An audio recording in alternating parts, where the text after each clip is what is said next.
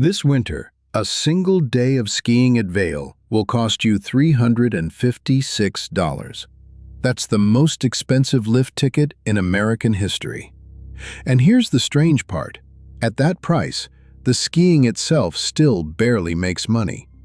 Because a ski resort is one of the worst business ideas on paper ever invented. Start with the mountain. You don't really own it.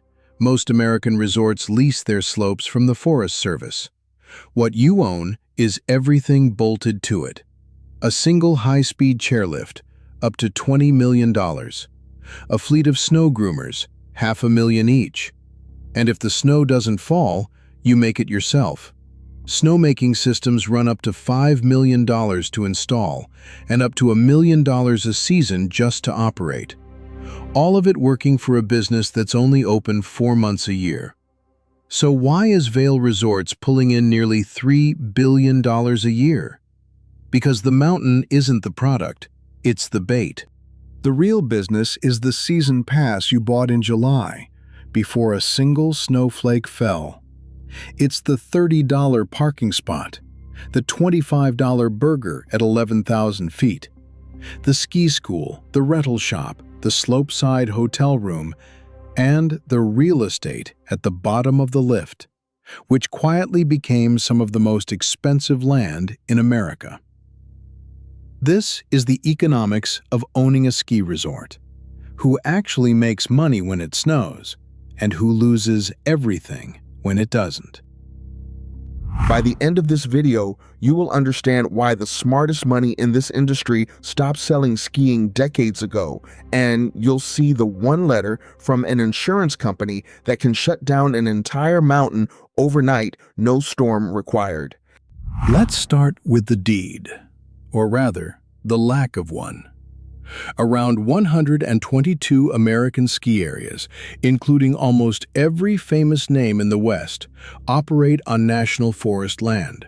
Vail, Breckenridge, Heavenly, Palisades, the runs you ski are public property. The operator holds something called a special use permit, a long-term lease from the U.S. Forest Service, and pays the government a percentage of nearly everything it earns on that land. The fee scale is graduated, like a tax bracket for mountains. Small areas pay 1.5% of gross revenue. The number steps up with size, and any revenue above $50 million a year is charged at 4%. Every lift ticket, every ski lesson, every burger sold on federal snow, Washington takes its cut off the top, before the resort has paid a single employee. How much does that come to? Collectively, those 120-odd resorts send more than $48 million a year to the Forest Service. For the 2015 to 2016 winter, Vail Mountain alone paid $6.39 million, and we only know that number because it used to be public.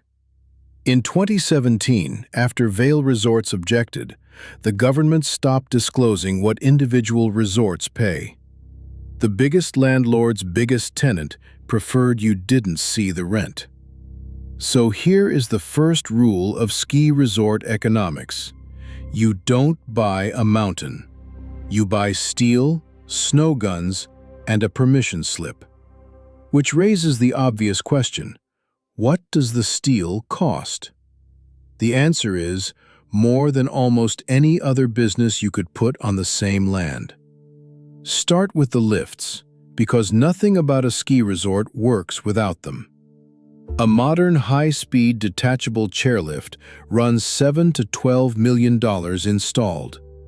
Killington's new Superstar Express, a 6-seater, came in at over $12 million.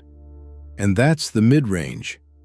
When Palisades Tahoe connected its 2 base areas with a gondola in 2022, the bill was $65 million for one lift.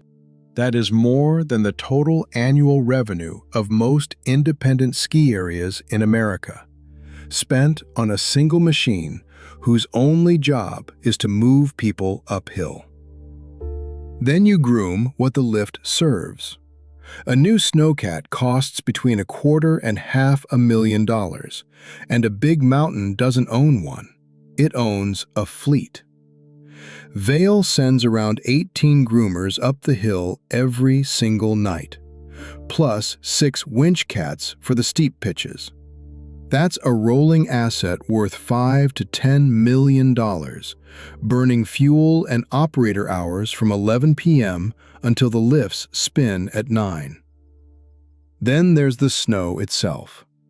Because the dirty secret of American skiing is that the weather stopped being reliable decades ago. 88% of U.S. resorts now manufacture snow. The recipe is brutal.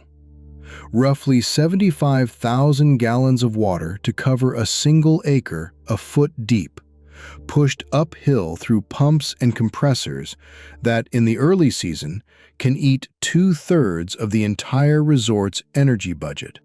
At big mountains, the snowmaking bill alone runs well past $1 million a season before a single paying skier shows up.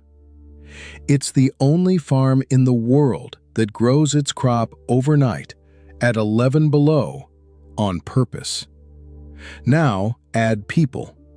A typical resort runs on a skeleton crew of about 60 year-round employees. Come December, that explodes to 600 or more. The industry hires roughly 100,000 seasonal workers every winter, thousands of them on J-1 exchange visas, and then has nowhere to put them. Because the same resort economics we'll get to in a minute have made ski town housing unaffordable for the people who run the ski town. And then comes the line item that's quietly killing resorts right now: insurance. In Oregon, Timberline's liability premium jumped 166% in a single year, and roughly 600% since 2020. When one of the last insurers willing to cover Oregon ski areas pulled out of the state, resorts faced a very simple equation. A federal permit requires liability coverage. No insurance, no permit. No permit, no business. Resorts have died exactly this way, not from bad snow, but from a canceled policy. Add it up: an 8-figure lift, a 7-figure grooming fleet, a 7-figure snow factory, a workforce that multiplies by 10 every winter, a government landlord taking up to 4% off the top, and an insurance market in open retreat. All of it amortized over a season that averages about 115 days. On paper, this business should not exist, and for decades it barely did, until one company in Colorado found the cheat code. In 2008, Vail Resorts did something the ski industry thought was insane. It took its season pass, a product that had always cost more than $1,000 for a single mountain, and priced it at $579. For 5 mountains, unlimited. Competitors assumed Vail had panicked. What Vail had actually done was stop selling skiing and start selling insurance, in both directions. For the customer, the math was irresistible. The pass cost less than 4 days of window tickets.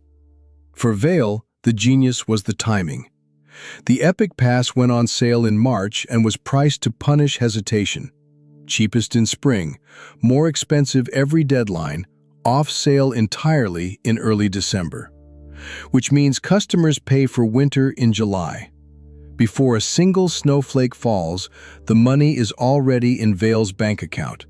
And it stays there whether the season delivers champagne powder or 90 days of rain. Skiing had always been a weather bet.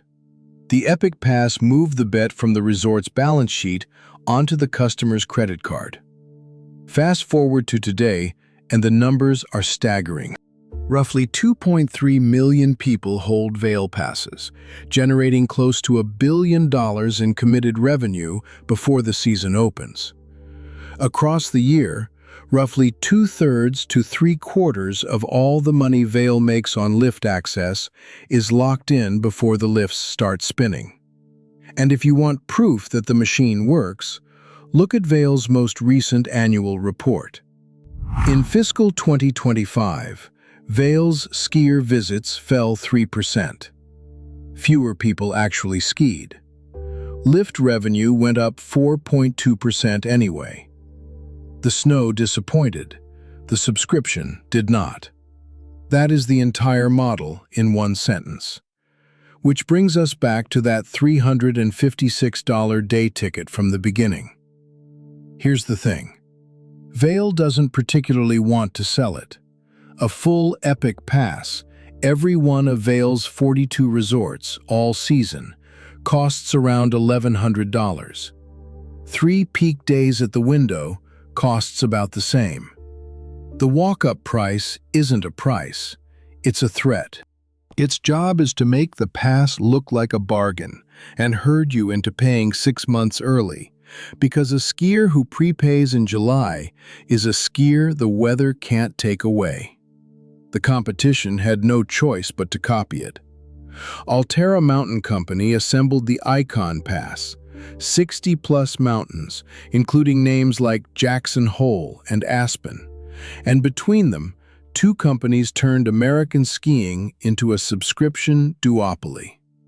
We'll come back to what that did to everyone else, but first, remember that only about 57 cents of every mountain segment dollar Vail earns comes from lift tickets at all.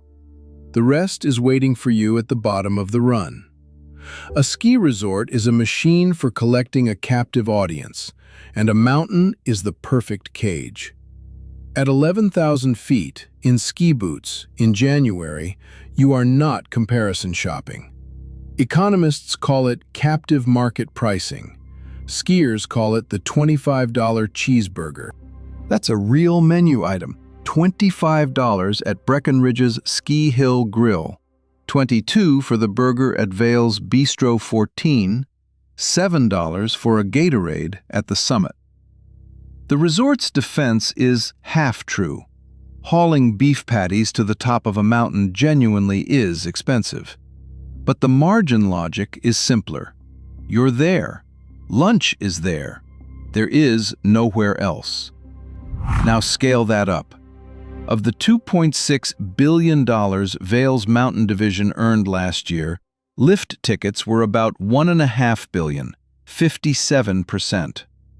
The other 43%, more than $1 billion, came from everything wrapped around the lift. $310 million from ski school, $302 million from retail and rentals, $241 million from food. Think about what ski school actually is. Parents pay hundreds of dollars a day, per child, for the privilege of having someone else stand on the same snow their pass already covers. The marginal cost is an instructor's wage. It's one of the highest margin products on the mountain. Rentals are the same trick. The skis pay for themselves in a couple of weeks and then rent all winter. And at smaller resorts, this non-ticket layer is even more important.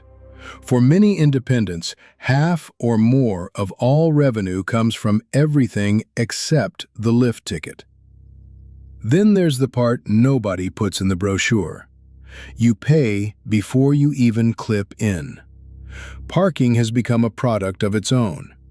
At Vail's Village Garages, a peak Saturday now costs $50, up 25% in a single year.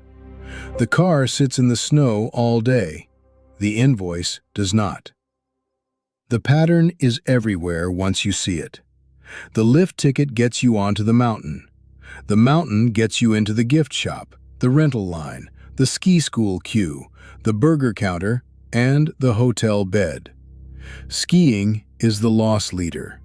You are the product being moved uphill. And yet, food, lessons, and parking are still small time. The real fortune at the bottom of a ski lift isn't sold by the day, it's sold by the square foot.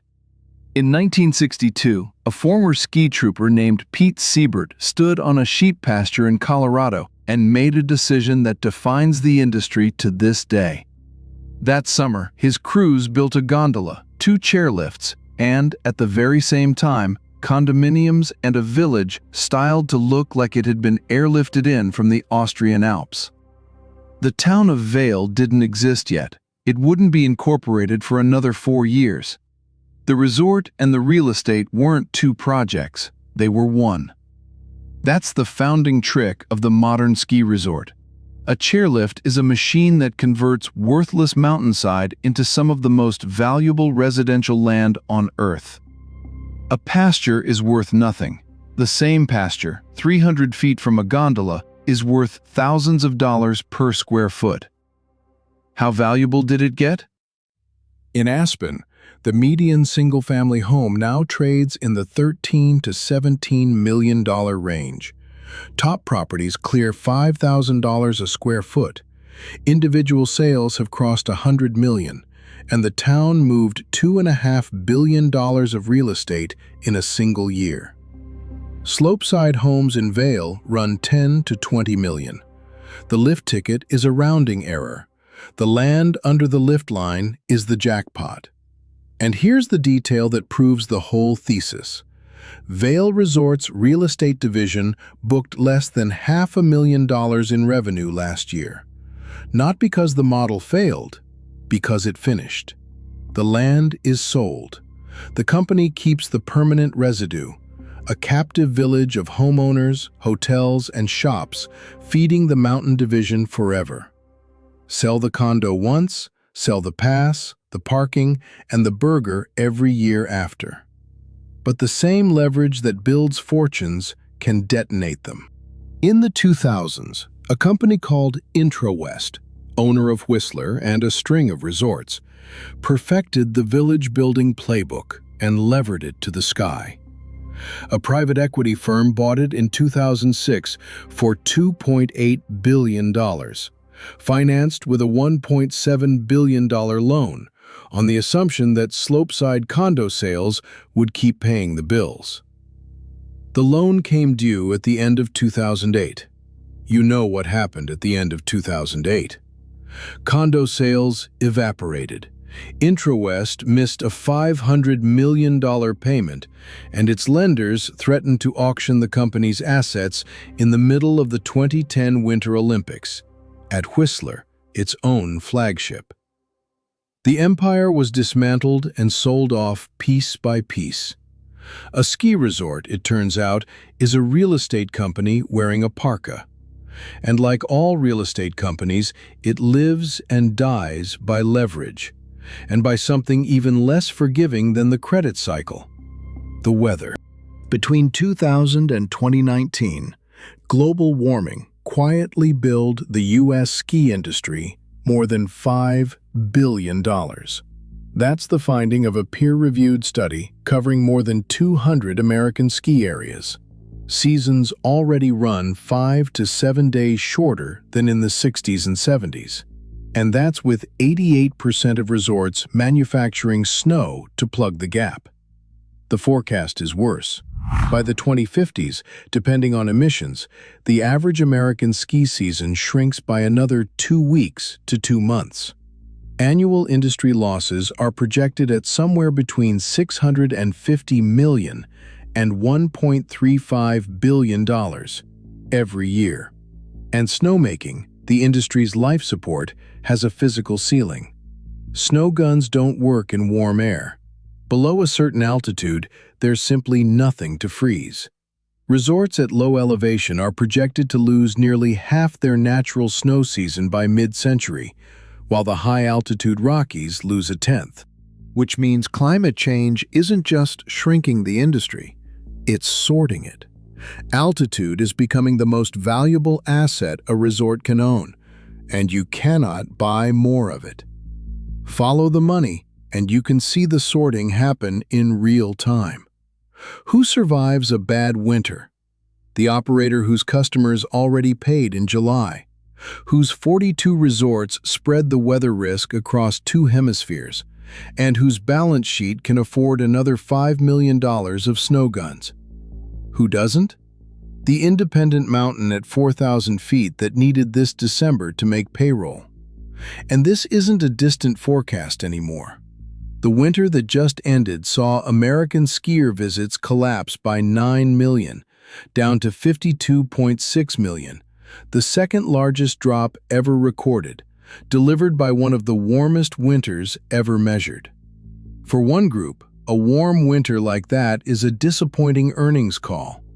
For the other, it's the end. And the graveyard is already full. In the late 1980s, there were more than 600 ski areas operating in the United States.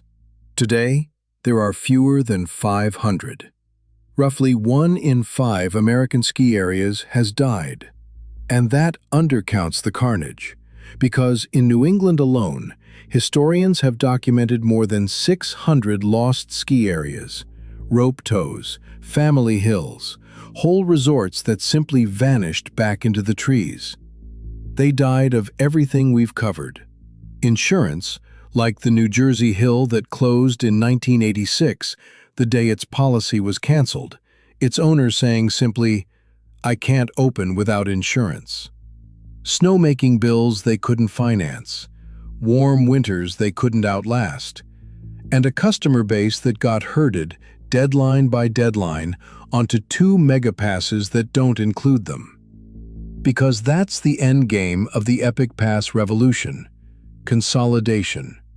2 companies, Vail and Altera, now own or control more than half of America's total lift capacity, and in states like Colorado, the vast majority of it. The 2 passes cover more than half of the nation's skiable terrain. When your customer has already prepaid for 40 mountains, being mountain number 41 is a death sentence in slow motion. And no cavalry is coming, because America has effectively stopped building ski resorts. The last major destination resorts to open were Beaver Creek and Deer Valley in 1980 and 1981. Environmental review, water rights, and Forest Service permitting have made a new mountain functionally impossible to build for 40 years. The supply is frozen, which does something interesting to the survivors. It makes them trophies. That's why billionaires have started buying them. Netflix founder Reed Hastings bought Utah's Powder Mountain and began converting much of it into a members-only hill. Montana's Yellowstone Club, the world's only fully private ski resort, where membership reportedly starts at $400,000 plus a multi-million-dollar home, counts tech founders and NFL quarterbacks among its members. Fittingly, even the Yellowstone Club went bankrupt in 2008, taken down by its founders' debts.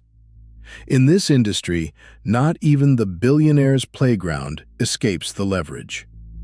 A fixed supply of mountains, a shrinking supply of winter, and 2 companies holding the subscription pipe. That's the board. So, knowing everything you now know, should anyone actually want to own one? Here's the honest answer. It depends on which business you think you're buying. If you're buying skiing, snow, lifts, vertical feet, you're buying the worst part of the deal. A capital furnace with a 115-day season, a federal landlord, an insurance market in retreat, and a core product that climate change deletes a little more of every year. That's the business the graveyard is full of. But if you're buying the system, that's a different asset entirely. A subscription machine that collects $1 billion every summer for a winter that hasn't happened yet. A captive village where every burger, lesson, parking spot, and hotel bed pays you. Land at the bottom of the lift worth more per square foot than Manhattan. And the moat no competitor can cross. Because America hasn't permitted a new mountain in 40 years. Same snow, same chairlift. 2 completely different businesses, and the entire history of this industry is the story of people who thought they were buying the first one getting buried, and the handful who understood they were buying the second. So this winter, when you tap your pass at the gate, the one you paid for back in July, remember what you're really looking at. The mountain is the bait. You already took it, 6 months before the snow fell. And somewhere down in the village, in an office you'll never see, the skiing business is doing what it has always done best: not selling skiing at all. A machine that prints money every July, or a hole in the snow that eats it. It depends entirely on which one you think you're buying. You decide.